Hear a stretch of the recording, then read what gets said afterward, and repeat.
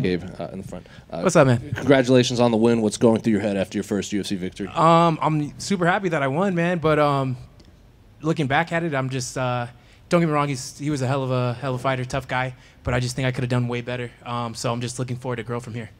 And then I was going to ask what it was like having a full camp before this fight, but I think on the broadcast, yeah, it turns out I didn't. Yeah, you had like a ribbon, something with a ribbon. Yeah, I tore my MCL first, and then so I was off for a couple months like that, and then it was pretty much 2 days after I popped my rib and had to take another 2 months off, and then I got COVID, so I had to take another couple weeks off of that, almost another month, and it was legit just back to back to back to back, and then luckily I think my first day of training was January 2nd or whatever, that first Monday of the new year, and then I had these 5 weeks to get ready for the fight, and I was in shape, or like pretty good shape. I'm usually I think even in better shape, but yeah, it definitely felt better this fight than it did for the last one because I was just 4 days off the couch. But yeah, I was just getting dialed in.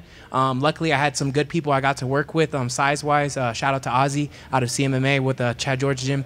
He gave me a really good look. I sparred with him 4 times before the fight, and I was like, thank you very much because at least the range wasn't going to be so crazy, so I at least got that. But yeah, I was just getting dialed in. Maybe everything really started clicking again like 2 weeks ago. So if this fight would have been maybe another 2 weeks after this, I think I would have done a hell of a lot better.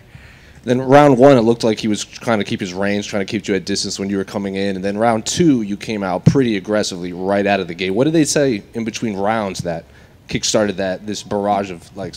My coach just told me, go get it. I was like, all right. If you look at my record, it's not all finishes for my wins except for this one. This is my first one. That's not a finish. And that's the way I like to do it, Even this one, I thought it was going to be over. I was kicking him in the leg. I was dropping him. And I was like, oh, he's not going to get up. He's going to be over. I guess I should have. I should just pushed a little harder. But I really thought it was going to be over. I guess I'm just used to that local regional scene. They don't give them as much chances, But definitely going to mental note of that and go finish it next time. Was that leg kick something you knew you could take advantage of given how tall and rangy he was, or just something that you noticed middle of the fight?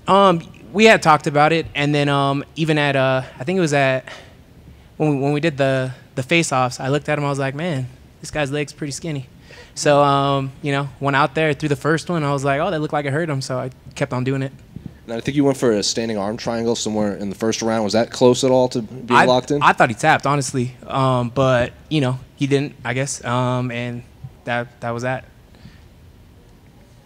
Hey, Gabe, over here. Oh, what's up, Gabe? What's up, man? I haven't seen you since 2018. Exactly, reunited. What's good? You know what? I've seen you on the local show. You've done a lot of great work. You've had some great performances. Were there those UFC jitters with the full camp or with more training anyway going into this one? Nah, not really UFC jitters whatsoever. I don't really get performance jitters. I like to fight. I love to fight. So it's not really jitters whatsoever. It's kind of like just excited to go out there and perform and do what I love to do.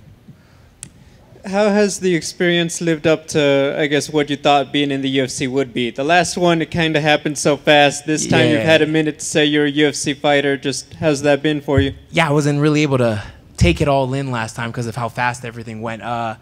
This time it was cool, Like I even though I was injured when I knew about the fight, and I was just like, oh, it's cool. I still got some time. That whole experience and coming here, and last time when I got here fight week, I was running around everywhere getting MRIs and, like CAT scans and all this stuff because I haven't fought in forever, getting all these things cleared. This time we showed up on Tuesday chilling. Like, I was like, oh, man, I get to fight on Saturday. Like, it's just super cool. And the UFC, they take care of you. The PI Institute is amazing. I was like a kid in a candy store inside there. It's super dope. And then they take care of all your meals and all the rehydration. UFC's dope. I'm trying to stay here for a very long time. This is your second fight at 170, but you've had a lot of fights at 155. You've had some great performances. Do you plan to go up and down, or do you plan to stay at 170? I honestly like 170 a lot. I'm not saying I will never do 55 again. Talk to my coach about it. Maybe a nutritionist. The cuts were, I wouldn't say super hard, but I definitely was doing them wrong. But at 170, I got hit by people that knock everybody else out, and their power doesn't faze me. So, and it looks like I hurt them. So I think 170 is a perfectly fine place for me to be. Congrats again, man. Thank you.